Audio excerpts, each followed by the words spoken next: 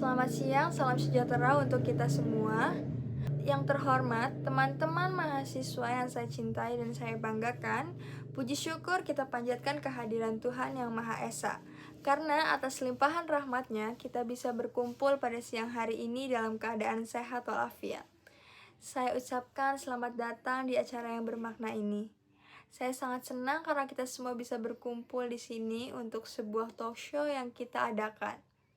Topik yang akan kita bicarakan hari ini adalah tentang bagaimana kita mengelola stres dan menjaga kesehatan mental di era digital saat ini.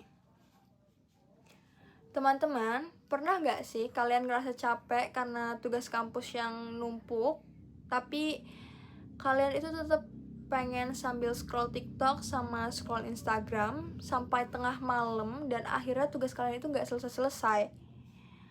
Terus tidur kalian yang jadi kurang, dan besoknya kalian itu harus tetap bangun pagi dengan kepala yang penuh beban. Tapi emang kenyataannya penelitian nasional kurang lebih sekitar 1 dari 3 remaja dan mahasiswa di Indonesia mengalami masalah kesehatan mental. Mulai dari stres, kecemasan, sampai ada gejala depresi juga.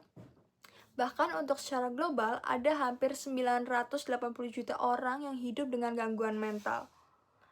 Ini tuh nunjukin kalau masalah ini tuh benar-benar nyata dan juga luas. Jadi, kenapa stres mahasiswa itu meningkat? Sebenarnya ada beberapa faktor yang bisa terjadi. Yang pertama itu ada tekanan akademik, tugas ujian, presentasi, sama ekspektasi nilai yang sering banget ngebuat mental itu ngerasa penuh.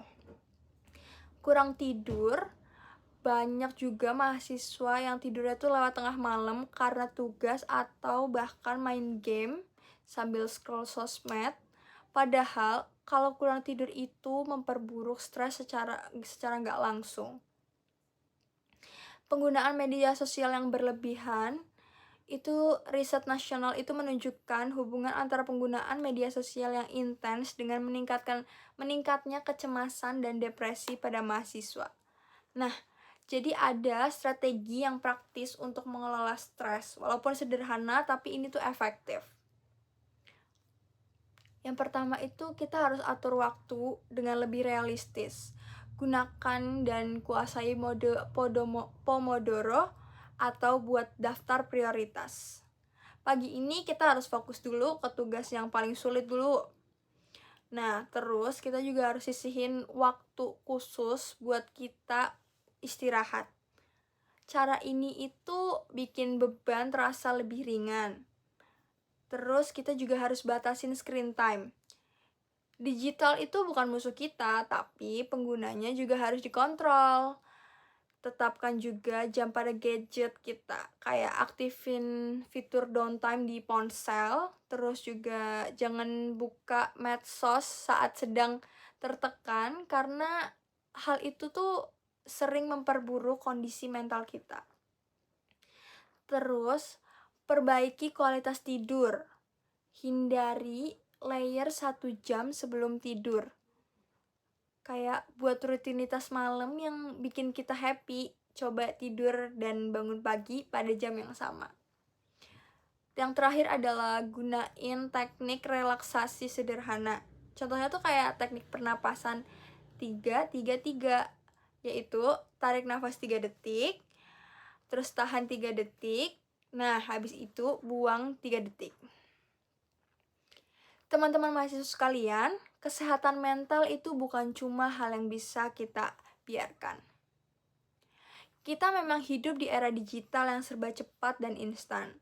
Tapi bukan berarti kita juga harus ikut tenggelam dalam tekanan yang datang bersamaan. Saya di sini ingin mengajak teman-teman melakukan suatu tantangan kecil saja, yaitu cobalah satu strategi pengelolaan stres tadi dan lakukan itu selama 2 minggu, dan kalian lihat bagaimana perubahan kecil yang bisa berdampak besar pada pola hidup kalian. Dan bila kalian merasa kewalahan, kalian harus ingat selalu, kita itu tidak harus menghadapi semuanya sendirian.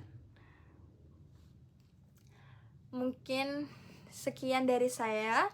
Terima kasih dan mohon maaf bila ada tutur kata yang kurang berkenan. Mohon dimaafkan. Sekian dari saya, sampai jumpa di kesempatan berikutnya.